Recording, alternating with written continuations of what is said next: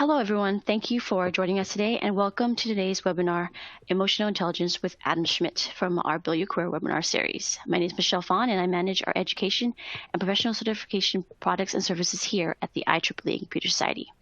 Each month, we host webinars on vital business skills that will help you excel at your current job and be helpful throughout your career. Topics covered include communication, interviewing tips, personal branding, and effective writing, to name a few. Before we get started, I would like to address some housekeeping items. This webinar is being recorded. Tomorrow, you will receive an email with both the slides and recording of today's webinar. You can ask any questions using the Q&A box you see on your screen. Adam will answer as many questions as he can following his presentation. If possible, please reference the slide your question refers to. As mentioned, joining us today is Adam Schmidt, CEO and Principal Coach at Smart Summit Coaching, LLC. Adam has more than 15 years of leadership and consulting experience. He has an exceptional ability to guide others to overcome obstacles. Adam is an International Coaching Federation and professional certified coach. With that being said, Adam, thank you for joining us today, and the floor is yours. Thank you so much, Michelle, and really appreciate everyone joining us today to talk a little bit about a really big topic of emotional intelligence. In fact, today we're only going to take on two of the key areas of emotional intelligence to kind of introduce the idea of thinking a little bit more about how we interpret our own emotions and how we can use our internal management skills to think about the emotions that we're experiencing, and then maybe have some improved behavior based around those emotions. All of us every day are challenged by our environment. When we think about what creates emotions, it's the intersection of our personality and the environment that's around us. And when these emotions come up, we want to make sure that we can recognize them, bring language to them, name them, and then take appropriate action depending on what that emotion is. Before we jump in any further today, I'd like to do a little bit of a poll just so I can really understand who is in the audience today, so I can tailor some of my comments and maybe some of my examples to the audience that has come to our discussion today. So I hope you can see on your screen now a poll that says, what stage in your career are you currently in? Please take a moment to just click on the appropriate item.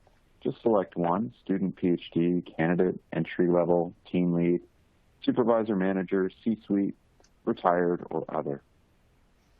And just click one of those and hit submit for me.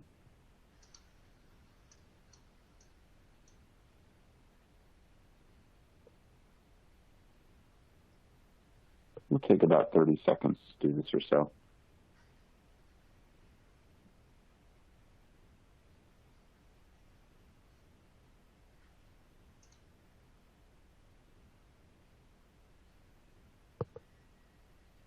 Excellent. Just another 10 seconds or so, seeing some great results come in. And it looks like we've got quite a few students with us today. Team leads and managers make up almost half of our group. And then director, C-suite. Fantastic. Thank you so much for participating in that, and 20% retired too. Excellent. Thank you so much. That helps me tailor my comments quite a bit, and we'll be able to talk about this emotional intelligence in practice in the team lead manager world in particular, to make sure that we can give you some key takeaways today that really help you in the workplace itself, and make sure that you can bring some of today's conversation to life. My hope is to speak only till about 11:40 or so, give you some practical examples and maybe a couple of key takeaways before then. And then starting around 11:40 or 11:45, shift to a conversation between us using the Q&A box that Michelle mentioned earlier. So what I'd like to do first is have you think about great leaders you know personally and have worked with. Think of two great leaders you know of and just reflect on them for the moment. It might be a boss that you have now, a boss that you've had in the past, maybe a great professor that was in a leadership role for you in your academic space. If you're in that retired element, you could think back across your entire career. Just think about a couple of great leaders. What made them great, and what qualities did they possess? And I wasn't able to use my webcam today, but so I can't show you, but I've got a little Post-it note in front of me, and I'd like you all to maybe grab whatever's in front of you, a Post-it note or a little notebook, and just write down 5 or 6 things that come to mind that describe those great leaders you're reflecting on. Just descriptive words that make you think, yep, this is how Jane was or how Joe was. What words would you use to describe them? What qualities did they possess? I'll give you about 30 seconds to do that. Words that describe those great leaders. As you jot those down, I'd offer that there's a couple different types of intelligence in our professional and personal spaces. We're here today to talk about one of them, emotional intelligence. But of course, there's also IQ, so intellectual intelligence, or our academic intelligence, and then also what we might call our functional intelligence, specific skills that we have. For example, a chef would have the skill of cooking, a functional skill, IQ. So as we think about those 3 different buckets, emotional, functional, and intellectual, I'd like you to reflect now on that list that you've made in front of you of just 5 or 6 descriptive words. And I would almost guarantee that many of you have written down at least half, if not more, of your words are around emotional intelligence. Words like great communicator, transparent, thoughtful, caring, empathetic, sympathetic. When we reflect on our great leaders, we rarely think about how incredibly smart they were or how incredibly skilled they were, but we do remember how they made us feel, and that is their emotional intelligence. I wanted to do this little activity today because it helps us realize how much weight emotional intelligence carries in our professional and personal spaces. We often have the opportunity to work with people in our professional space with great skill. Maybe they're great with data analytics. Maybe they are a great chef. Maybe they are wonderful at computer coding or another specific skill. And in the short run, those resonate with us. They're inspiring to us. We see how great someone can be in their capacity in a functional or intellectual space. But as we get further from them and really reflect on what makes them a great leader, we come back to their emotional intelligence. The wonderful poet Maya Angelou often recited a poem that included a beautiful concept around we always remember how leaders made us feel. We will always remember how people made us feel and forget everything else. And we know that as we look back on our own histories, again, both our personal and professional spaces, not just from our jobs, but in our personal life, we recall the most when we think about how a person made us feel, for better or for worse. Let's carry this with us as we jump into our discussion today on emotional intelligence, the power that it has in the long term. So all of the team leaders that were there, the directors, the managers that made up almost 70% of our call today, let's remember how powerful emotional intelligence can be. So what is emotional intelligence? We'll kind of define some words that we're going to use today. So we're thinking about this capacity, right, to be aware of, to manage or express one's emotions, this ability to engage emotionally with both ourself and the world around us. In the next slide, I'm going to talk a little bit more about the distinction of some different domains of emotional intelligence and how we'll focus really on that self element today, less about how we engage with our social world, but more about how we manage our own emotions and take action within that space. So in practical terms, emotional intelligence is the awareness that emotions drive our behavior and impact people. All of us can probably reflect on a time, maybe even just today. And if you're on the East Coast of the United States, you're only a few hours in, and you might recall an issue today where that was driven with high emotion.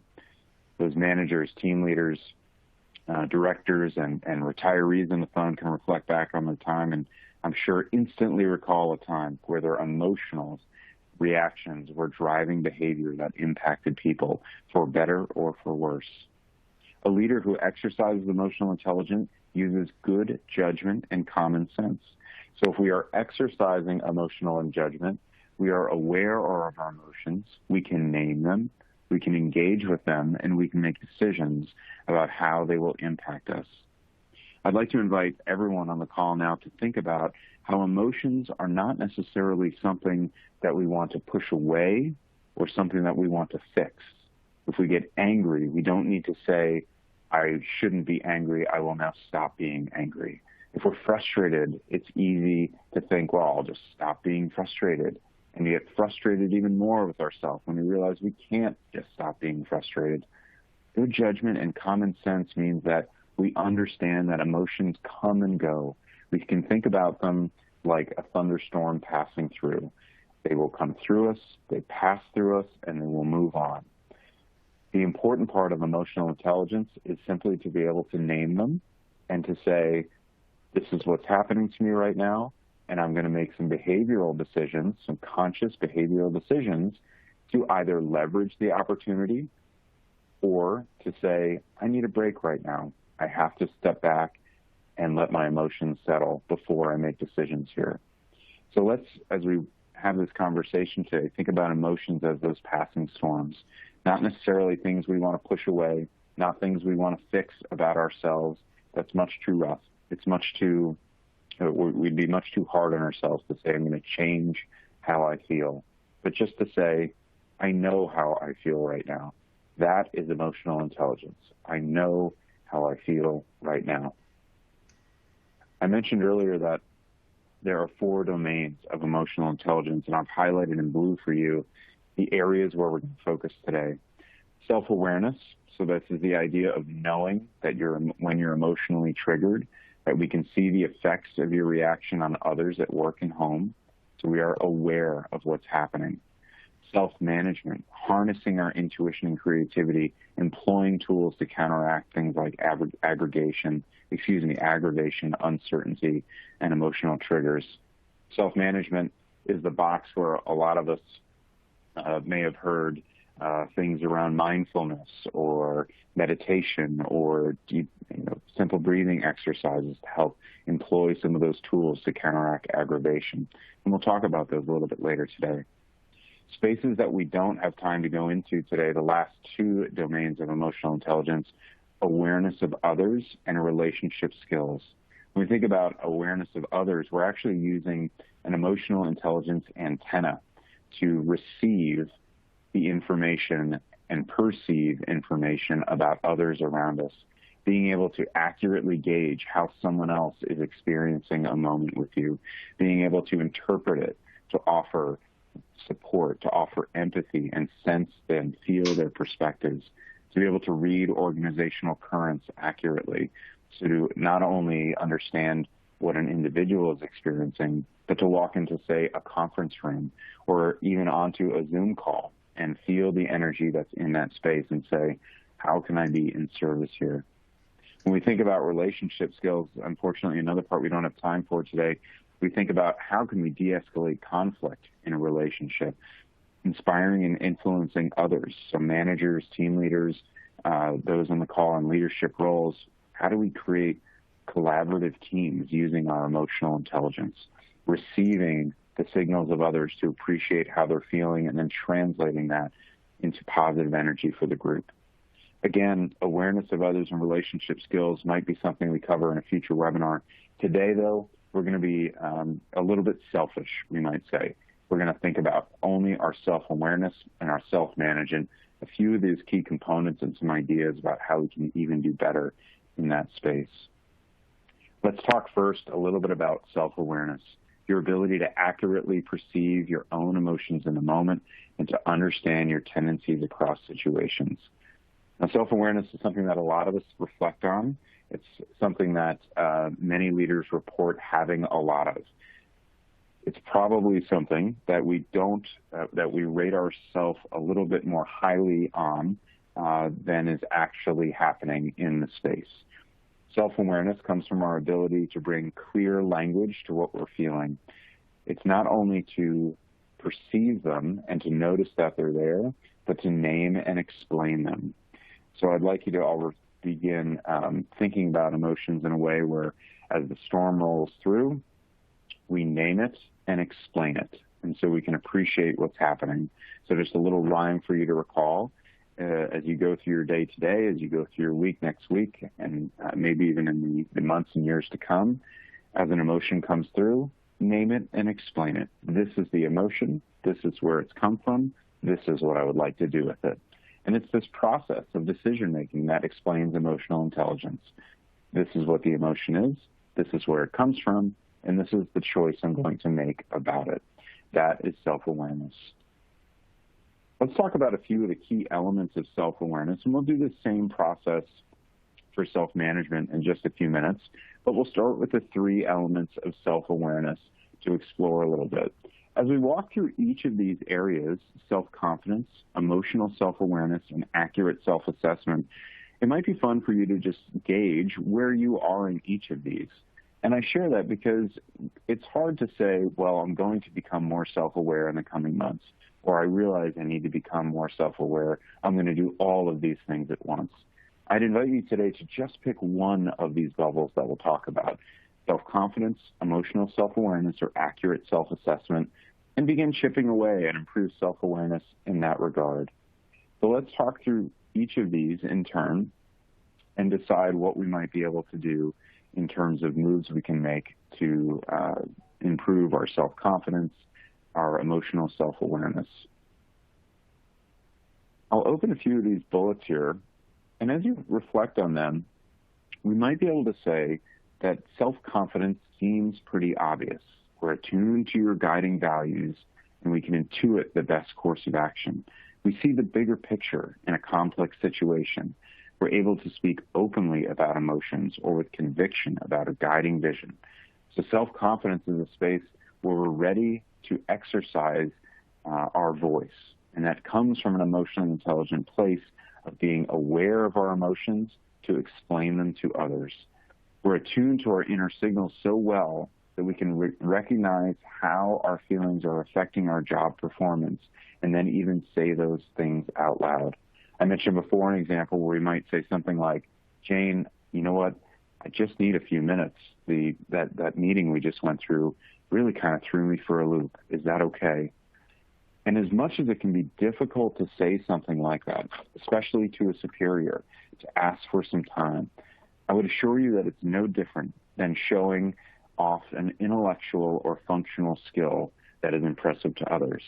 So if you can remember that great data analyst and you're so impressed with how they were able to, take a massive piece of big data and break it down into smaller pieces and present convincing evidence out of it, it's just as impressive to show a leader, to show a colleague that you are emotionally self-aware enough to say, I need a minute here. I want to be my best self going forward, and I'd like to take a minute.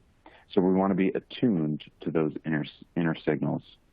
Reflect for a moment on your own level of self-confidence. It's not often that we consider the birthplace of self-confidence to be an emotional intelligence. But being self-confident is only authentic if we have the emotional intelligence behind it. All of us on the webinar today can probably reflect on someone who might appear to have a lot of self-confidence, but we can quickly use our antenna to say, it just doesn't seem like it's authentic. It doesn't seem like it's backed up by a lot. And when we say something like that, we're talking about the emotional intelligence that person has. We're often reflecting on, do we think this person really sees the bigger picture? Are they being authentic? Are they speaking openly about emotions, not only of themselves, but the emotions in the room? And they're able to be convincing about a guiding vision. So that's self-confidence in the emotional self-awareness space. Let's talk a little bit about accurate self-awareness. This is the opportunity we have as leaders to think about things like our limitations and strengths. Do we exhibit a sense of humor about ourselves and have some grace in learning, realizing that with so many things, we are beginners time and time again in our professional life, and we welcome constructive criticism and feedback. Now, I know I'll talk to that last one for a second because I know it can be strange to think about criticism and feedback as inviting that or welcome to it. And there's oftentimes we can pay lip service to that idea. We say, I'd welcome your feedback, or I really want to improve here. It's okay if it still stings a little bit when someone shares with you their candid feedback. But I would circle this back to the idea of emotional self-awareness when we say, I know why I'm feeling defensive. I know why I'm feeling a little bit insulted. It comes from the feedback that I got, but the choice I'm going to make about the feedback I got is to implement it and appreciate it and not become overly defensive or angry about feedback that I've gotten. Again, I'm sure many of us on the call can relate to this. If you've gotten some feedback at some point, a primal reaction is to become defensive and to say, I know that I don't have that weakness, or, well, you must be seeing me through the wrong lens, or you're only saying that because of this or that.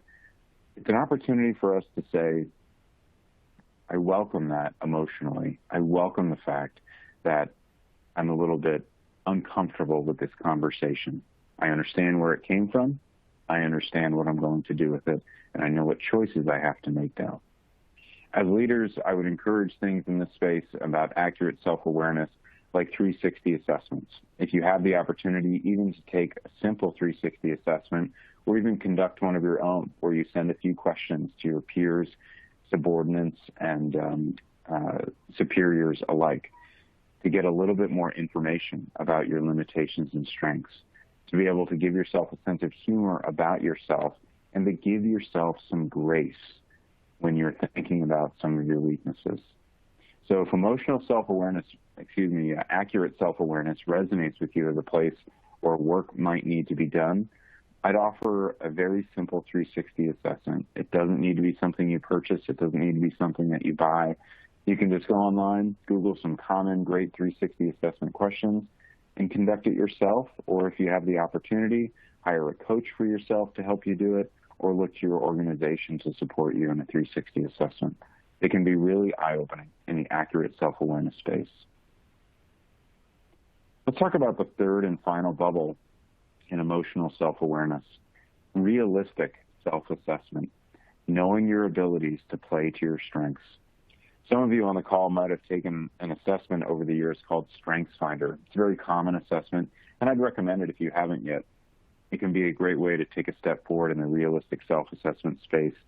It's by Gallup, and in that assessment, you are given a series of questions and ultimately given what he calls your top 5 strengths. And those strengths are places where you can look for a more realistic self-assessment. One of the concepts offered in that book, though, is really where I'm headed with the discussion on this opportunity to learn. In the very first few pages of StrengthsFinder 2.0 is a preface that talks about how we are encouraged throughout our lives to attack our weaknesses, to get a tutor, right, when we're not so good at math, to attend seminars if we're not good at presentation skills, to seek additional support in other areas of weakness and get better at them. And what the StrengthsFinder concept offers is we don't always need to be focused on our weaknesses. And in fact, as more senior professionals, and to the students on the call, I'll be a little bit more gentle in this space as you continue to learn. But for our team leads, our managers, established in your professional careers, I want to offer kind of gently and carefully here that it's okay to say, I know what my strengths are, and I'm going to play to those strengths. It's okay to reach out and say, I'm not the best at this.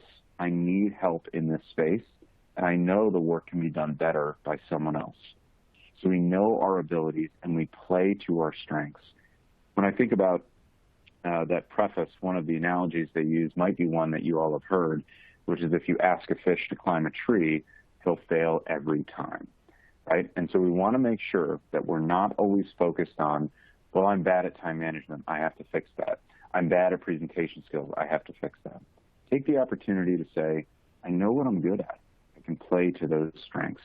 A realistic self-assessment begins with appreciating your strengths. We need to be able to acknowledge when our emotions overtake our rationality, what's called an amygdala hijack, or what Dan Goldman, one of the fathers of emotional intelligence, called an emotional hijack. And all of us on the call, I am sure, have experienced this. An emotional hijack might be when someone bumps your rear bumper at a red light.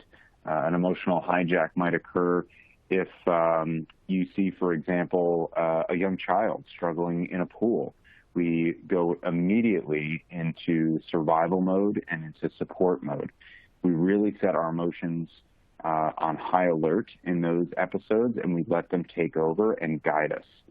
A sense of presence and self-assurance to stand out in a group is something that comes from this realistic self-assessment.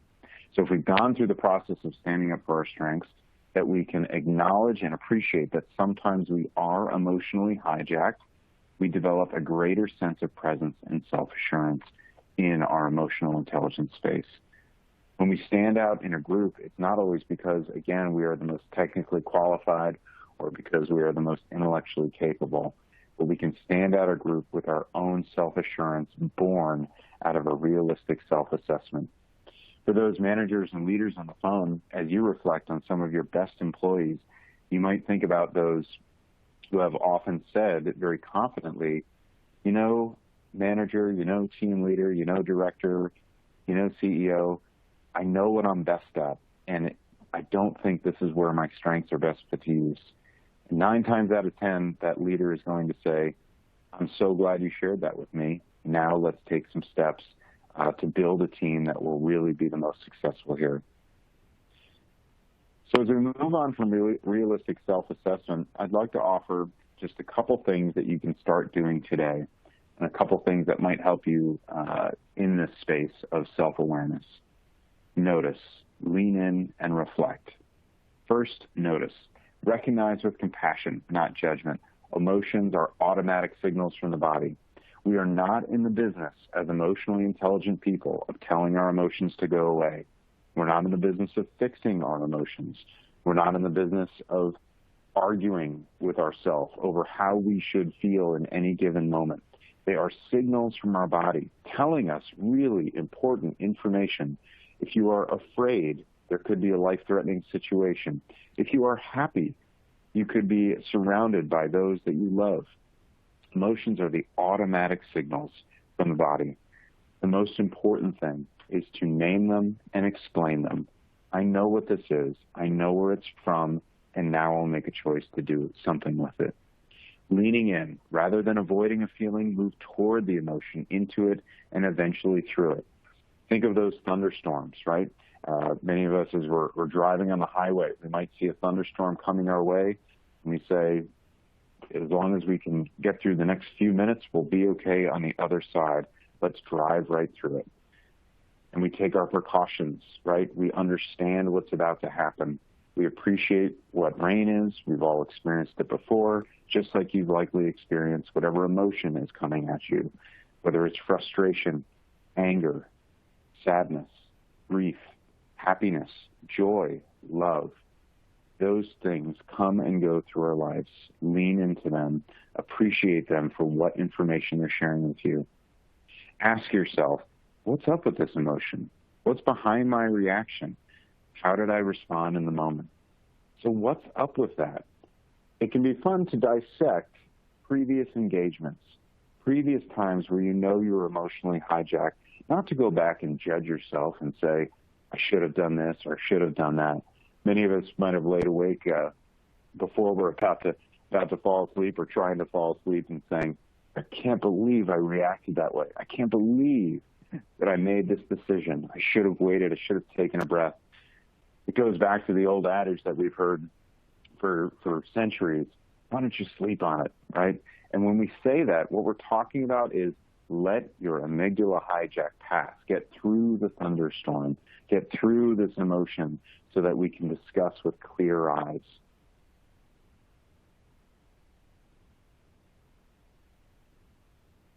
Let's revisit the 4 domains of the EQ just to kind of recenter ourselves before we move on to the self-management. We've talked about self-awareness now in the three areas that go along with self-awareness, this ability to know how you're feeling, to reflect on how you're feeling and say, what is this feeling? Where did it come from? We'll talk a little bit more now about the self-management space, a slightly more complicated space because we're thinking about here our actions. How do we harness this intuition as we notice and we say, okay, Coach Adam, you've told me, I get it. I'm going to name the emotion. I understand where it comes from, but what am I supposed to do with that information? You'll notice in self-management, there's a few more bubbles, a slightly more complicated place, but let's take the same approach. As I walk through these, we're pretty quickly in the next few minutes, think about which ones might be areas that you can really make a move in, areas where you say, this is the space where I need to do maybe a little bit of research, a little bit of visualization, a little bit of conversation with colleagues about emotional intelligence, self-control, transparency, adaptability, achievement, initiative, and optimism. These are the things that we think about, the primary tenets of self-management. When we think about self-control, we're finding ways to manage disturbing emotions and impulses and channel them in useful ways. If we're frustrated, we can understand what that is and channel that energy into trying again, channel that energy into making a good decision about stepping back. Managers and leaders on the call notice that in self-control, we're talking about things like staying calm and clear-headed under high stress or during a crisis. In many ways, the last 20 months have been a huge challenge for our leaders, operating in crisis, operating under high stress as we moved quickly to a virtual environment, as we moved quickly to a world about making decisions that we never had to make before about our own personal safety and personal health. And of course, we remain unflappable, even when confronted by a trying situation. I'd like to give everyone on the call a little bit of grace here. Unflappable is a challenging word on this slide. It says, I'm not allowed. It can give you the impression that I'm saying you're not allowed to be flapped. You absolutely are. You're allowed to experience that emotion. What I mean when I say remain unflappable, it's to honor the emotion. Again, name it and explain it, appreciate what it is, but make a decision that is not influenced by that emotion. To say, I appreciate what I'm feeling, and now I'm going to make a decision about where I'm going from here. Let's think about transparency a little bit. Leaders that live their values are transparent. It's a word that I often get when I do the exercise I first offered in the beginning of our conversation today about name descriptive words about leaders that you love. Transparency often comes up. We openly admit our mistakes and faults. We confront unethical behavior in others rather than turning a blind eye. So when we think about emotional intelligence, this is not just about recognizing the emotion, but this is about admitting our own faults out loud and being intelligent enough to say, I've made an error here. I'm ready to move forward. I'm ready to improve based on that, which circles us back to being able to take great constructive criticism. In adaptability, we're thinking about juggling multiple demands without losing focus or energy and being flexible and adapting to new challenges. That adaptability comes from your trained ability over time to name, explain, and decide what to do with an emotion. If we're adaptable in different circumstances, if we're not adaptable in certain circumstances, it's because we're not allowing our emotions to simply move on. We get stuck or grounded in something that happened. If a frustrating experience happens to you as soon as you wake up at 7:30 a.m., very frustrated by something, maybe your car doesn't start or you have a flat tire when you go out to your car, we want to honor that in the moment, but be able to move on from it during the day, to be adaptable to what's happened. So when we think about adaptability, it's not as much in the future sense as it is in the past tense. What I mean by that is it's not waking up and saying, today I'm going to be adaptable. It's having something occur that might encourage an amygdala hijack or an emotional hijack and saying, I am adaptable. I can appreciate what has happened. I've named it, I've explained it, and now I'm making a decision to move on from it. That is emotional intelligence and being adaptable. Let's think about achievement in this space of self-management, high personal standards that drive constant improvement, admitting to our strengths, learning our strengths and leveraging those, being pragmatic and setting measurable goals and calculating risks so that goals are worthy and attainable.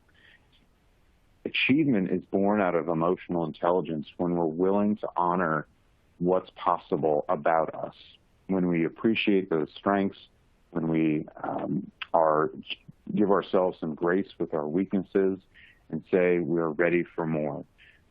When we think about the opposite, those who are unable to achieve or those who struggle to achieve things, emotional intelligence is a great first stop to say, what is happening here? Are you being overly mechanical about a certain situation? Are we not picking up what's happening in the room? Are you not picking up what's happening around you?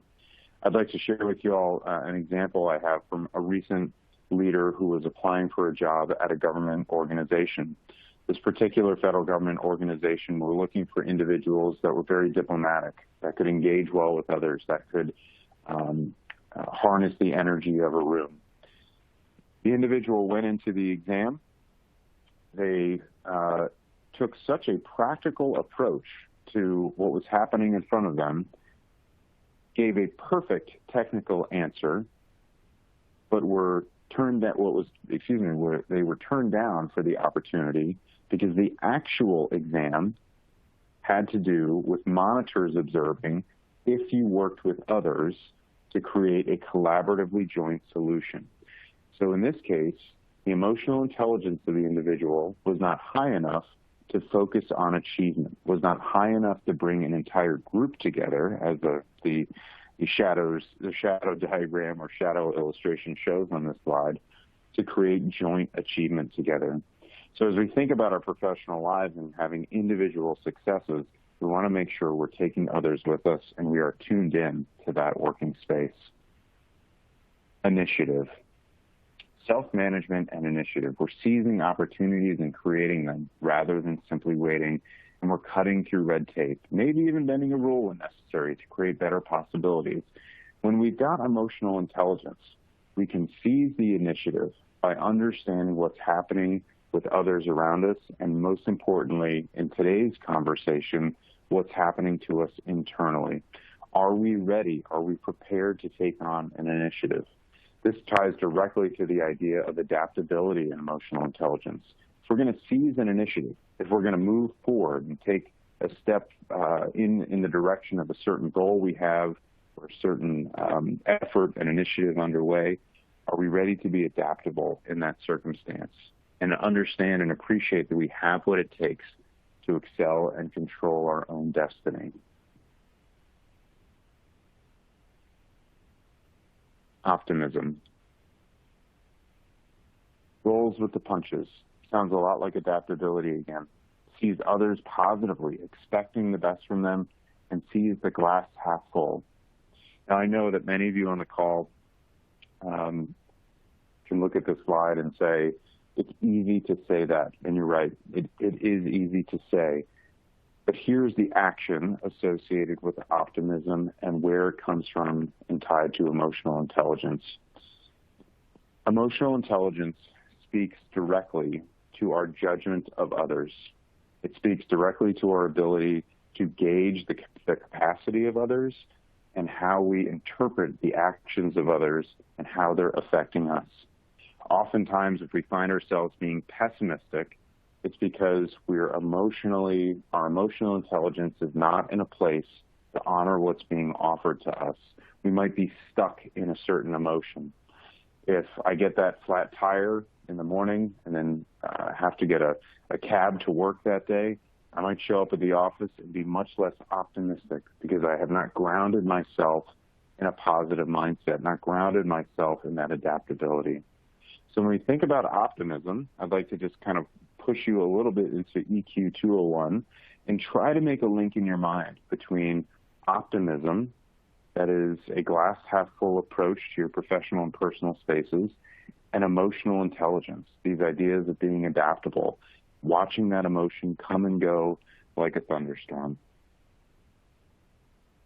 I want want to talk a little bit about other areas that you can think about emotional intelligence and study emotional intelligence in. There's two on here, one in particular, but two on here that I'll point you to. The first one is the one on the bottom row, all the way on the left, the original emotional intelligence write-up from the mid-1990s from Dan Goldman. Dan, as I said before, is one of the fathers of emotional intelligence, and his first book lays the groundwork for all the theories we're discussing today. A really tremendous book that would be well worth having on your bookshelves. The second one is actually highlighted for you, Emotional Intelligence 2.0.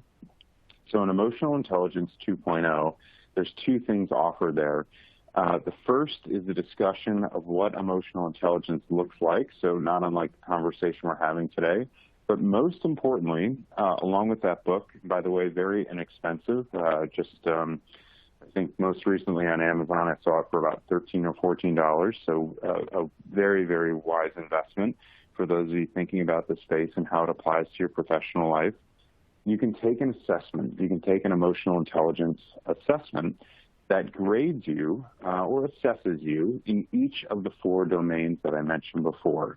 And it gives you a sense of where your strengths lie in emotional intelligence and what are some of the areas that you just want to appreciate that you may not be the best in. I'm going to connect back to this thought earlier of saying we may not need to jump in and fix anything, but it is incredibly emotionally intelligent to know that your, for example, relationship skills, that's that lower left quadrant in emotional intelligence, are not that high. And now at least you know about that. So there's an opportunity here to be self-reflective, an opportunity to almost be a little bit practical about being self-reflective and sort of less theoretical and more data-driven around your emotional intelligence levels. So I encourage you to take a look at Emotional Intelligence 2.0. It's a space that many clients of mine look at to simply gauge where they are in their emotional intelligence journey. So I think we're pretty well timed here. We've got about 15 minutes left for any questions that you may have. And I realize some of them might be from a little bit earlier in the chat. So I'll go back here, and I welcome you to put any of those in there. Let's see, and I'll just start going through them and do the best I can to sort of speed answer as many questions as possible. And yeah, thanks so much. So Dan offered, who's the inventor of the term emotional intelligence? Who came up with the term initially for the first time? So I'd offer two resources for the answer to that. So Dan Goldman is certainly the published father of emotional intelligence. Please take a look at the book that I mentioned before on that. And then also, I'll point you to a recent podcast. Many of you may have heard of an organizational psychologist named Adam Grant. Adam Grant had Dan Goldman on his podcast just about 2 months ago, and he talks about how he did a lot of the publishing, but he was supported by many other academics in the phrase emotional intelligence and where does it come from. So check out Adam Grant's podcast for a little bit more on where the phrase emotional intelligence comes from. You're coming in fast and furious now. Yeah, so in emotional intelligence, a great question here. How in the emotional intelligence space do we deal with resentment? Nothing wrong with resentment, a very natural state to be in. And again, I would offer this for any question around how do I deal with, say, grief, resentment, frustration. We have to be sure that we simply name it. You've already done that. Explain it. So know where that resentment comes from. That's something that working with a professional might help you with. It's okay if it's not as simple as being able to answer, well, I know exactly where this is from. It's from this situation. Reflect on it with a professional. And then the last key part is making a decision about what to do with the energy or feeling from that resentment. Am I making a choice to move on, Or will I stay grounded in resentment, which drives all the things we just talked about, a lack of adaptability, a lack of optimism, a lack of initiative if I'm stuck in that resentment space? Name it, explain it, make a decision on what to do with it. Can emotional intelligence be improved in terms of personal development, or do we have fixed limits given at birth? Great question. There's two answers to that. The first is yes. All of us are given different levels, just like we are with intellectual intelligence, different levels of emotional intelligence at birth, right? So that's the nature side of it. But absolutely, emotional intelligence can be nurtured, for sure. My guess is that all of us on this call would say, I am more emotionally intelligent now than when I was younger because of life experiences. We learn things like telling the truth, being honest with someone is more effective in the long run. We understand that being transparent and understanding our own emotions is helpful to us in the big scheme of things. So I'd encourage you to say, yes, we can absolutely grow our emotional intelligence. There is a baseline we're all given. We all know, again, on this call, as humans who interact with one another, that some of us may be more gifted than others in, say, relationship skills. That doesn't mean you can't get better at it and continue to improve. It'd be difficult to say, and near impossible to say, sorry, you've reached your limit. You will never be better at social interaction or relationship skills. There's always opportunity to improve. Great question. Thank you so much. Let's see here. How can one support and practice transparency in a situation we're working with that also demands confidentiality? It's a good question. I think, thanks for that question, Adam. First of all, great first name. But secondly, the opportunity to be more transparent is a little bit more local. So no question that confidentiality plays a big role in all our jobs. Many of our jobs, I should say, whether that's about the substance of the confidentiality or confidentiality of the people involved, that transparency has to do with your emotions, right? So if I'm being transparent about my emotions, here's how I'm feeling today about this situation, right? Here's what I'm noticing as you say that. Here's what's coming up for me as you say that. So when we think about transparency, I'd focus a little less on either personal details or substance and focus more on just sharing this is what's coming up for me as I approach this topic. Vicky asks, many women suffer with imposter syndrome. How does this relate? Yeah, thanks so much for that question, Vicky. So imposter syndrome is something I work on a lot with clients. And of course, the origin of imposter syndrome links back to that self-confidence space, right? When we think about self-confidence in the self-management world, being born out of being honest with ourselves about our emotions. And as we think about how to handle imposter syndrome, the very first question is, what piece of me is not trusted yet? And that's a strange question to ask yourself, but it's, again, what piece of me is not trusted yet? Do I not trust my intellectual capabilities? Do I not trust my physical ability? If you have an imposter syndrome on a sports team or something like that, what piece of me do I not trust yet? And the beginning of that journey starts with that question about self-trust and the initiative, the optimism to say, I can move forward in this space. So hopefully that helps you make the connection, Vicky, a little bit between imposter syndrome and emotional intelligence. And let me see here.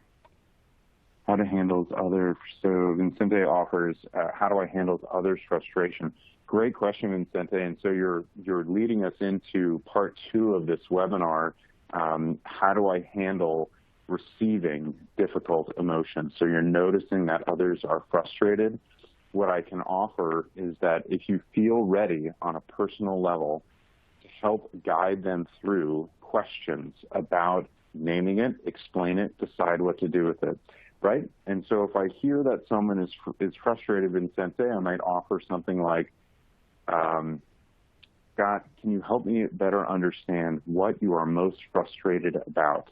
We're helping them name it. We're helping them determine what's at stake. And then it might be a follow-on question. How can I best be in service to you to reduce your frustration? Now we're talking about what are we going to do about this? So again, we're thinking about name it, explain it, decide what to do with it.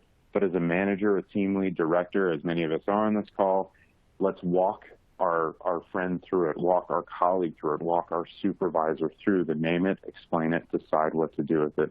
So I hope that's helpful, Vincente, in a 45-second answer on our short webinar today. Question on slides. Let's see here. Miroslav offered where to find that podcast. It's on probably any streaming service that you use. I find mine through iTunes and the Apple Podcast Distribution Center. Just search for Adam Grant, and those will pop up. Let's see here. Vaseem, how to handle failures in life. Yeah, a great question, Vaseem. So a huge question, how to handle failures in life. So I'd offer only through the lens of emotional intelligence. As we reflect on a failure, which is a tough word to assign to yourself, I'd offer maybe mistake or a misdecision or an opportunity that passed me by. Be a little gentle with yourself with the word failure. And again, if you can think about handling it through an emotional intelligence lens, it's simply, what emotions did I experience during the failure? What would I do differently next time emotionally in that space?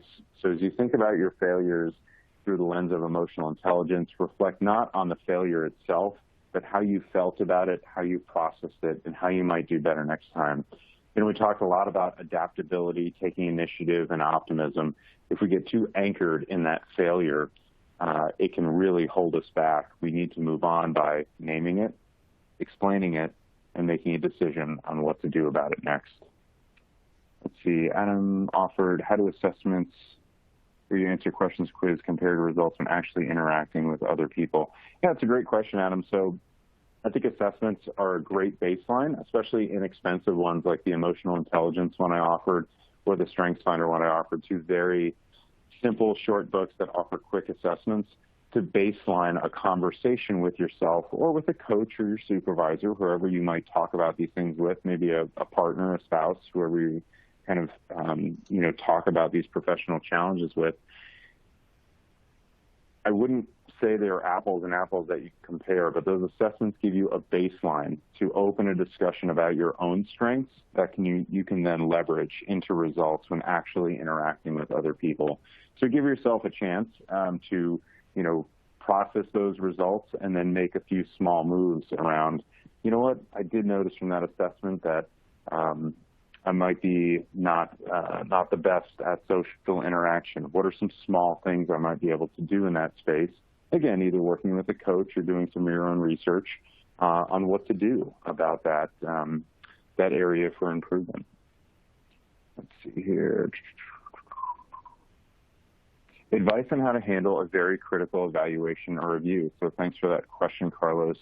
When we think about getting difficult reviews, it is that, we hope, constructive feedback, right? The opportunity to receive that information, realize that a thunderstorm is going to pass through. That thunderstorm is going to be made up of defensiveness, frustration, maybe a little anger, being upset.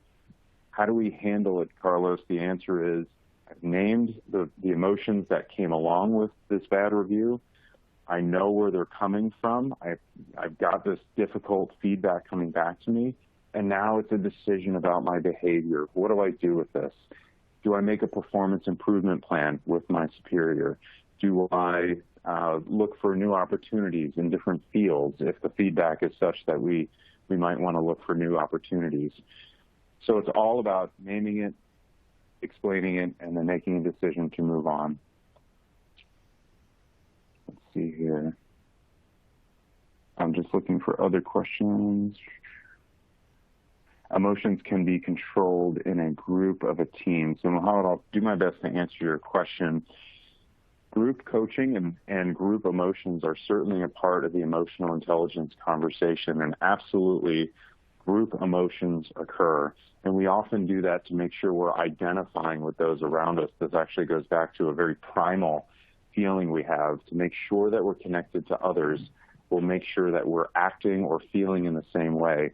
You might have been in a group meeting at some point in your life, and if someone expressed frustration about, let's say, the boss, you might find yourself more quickly leaning into frustration about the boss, sort of joining in that emotion, joining in the fight, because we want to be a part of that tribe, of that small group.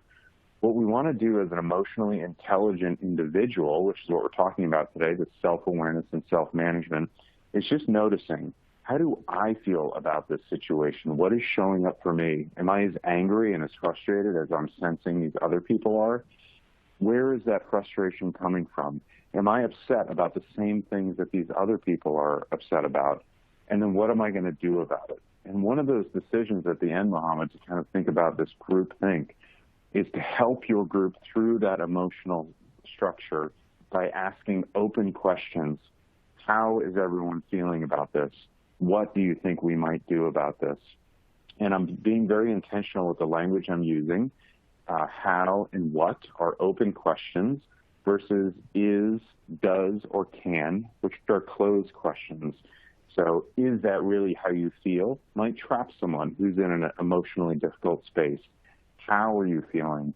Gives them lots of space. Even as I say those questions to this group, you might sense that difference intuitively. Is that how you feel? How do you feel?